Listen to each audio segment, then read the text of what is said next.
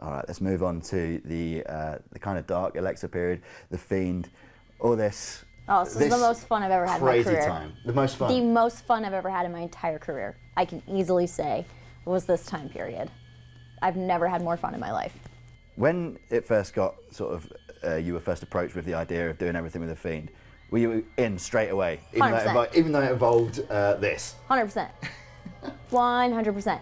Because I had pitched a character like this, Dark Alexa, way back in NXT. Like before Blake and Murphy. I always love doing something different. Yeah. I don't like being the same character all the time. Like, because I remember I looked back and I was like, man, I did like 6 or 7 different versions of myself, which was so fun.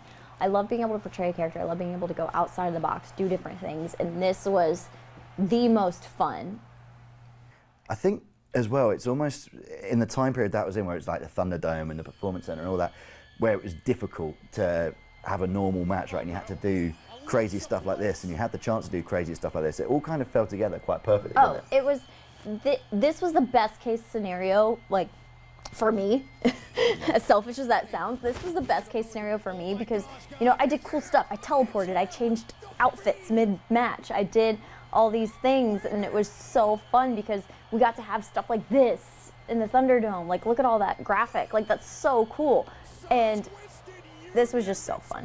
What's it like working with Bray? Because we had an interview with Seth recently and Triple H recently who said, like, they love him. The guy's a genius, but God, it's hard to keep up with him sometimes. Like, here you are in the Firefly Funhouse. Yeah. Like, how difficult is it to kind of keep up with his crazy wavelength? He is such a creative genius that it made me want to step my game up. So by having my first, like, because, you know, we had conversations before, but not like this. So whenever he would say, okay, so I have this idea for this, it made me realize that I'm on this fast-moving train, and I either have to step up or get the hell off. So it was one of those things. He's a fast-moving train. He's creatively always going, always thinking of the next thing, always saying, hey, have you seen this documentary? Watch this documentary, watch this, because, you know, there's something here you can take from John Wayne Gacy. There's something you can take from, you know, the Manson situation. Like, he's like, there's all these things you can take from it. So I had to put as much, I've never put so much research into a character as I did when I was with Bray. And I think that's why it was so fun for me too, because I was doing something completely different, but I was also taking things from real life and putting it into a character for the first time. So it was really cool. He's such a creative genius. He has all of these just ideas that, you know, some of them are way out there that you have to like reel in, and you're like, okay, well, I don't think we can do that. But then there's all these things that he just has, all these concepts and all these ideas that are just so good. And it was so fun to just be able to like sit down with him and just like bounce ideas back and forth.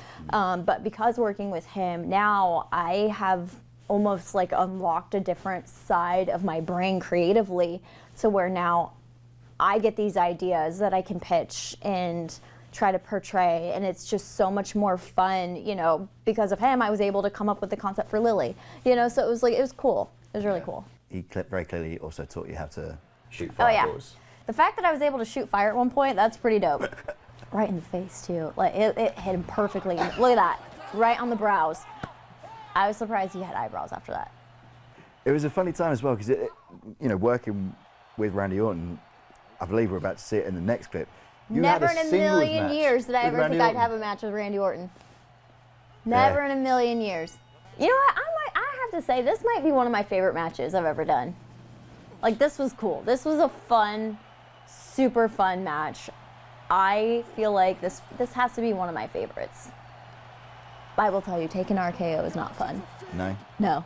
But it's pretty cool to say you've taken an RKO. Yeah. And then obviously it all led to the WrestleMania match. How many people were in this WrestleMania? This is the one that was like the first one back from COVID, right? Where it was sort of 40,000 in a 80,000. There were still a lot of yeah. people. And so I guess it was the first time you had to do this in front of a big crowd. Mm-hmm. Which was very, very anxiety driven, because yeah, I bet. we had about minutes to completely change. Yeah. Oh, the weather warning as well. And the weather, it was the first time, we had been rained out at a WrestleMania. Here we go. This is the mad moment at the end. Who made that? Jason. Same guy. Yeah. He's very talented. Him and his wife, Mandy, made that. And I believe they made the Jack in the Box too. So obviously that led to the Fiend or Bray leaving for a little while. He returned recently. How happy were you to see him back? Yeah, obviously, he's such a key part of WWE and such a, presence and character that it's so great that he's back, because I feel like there was this character void. And the fact that he's back and just that you need that creative energy around, for sure.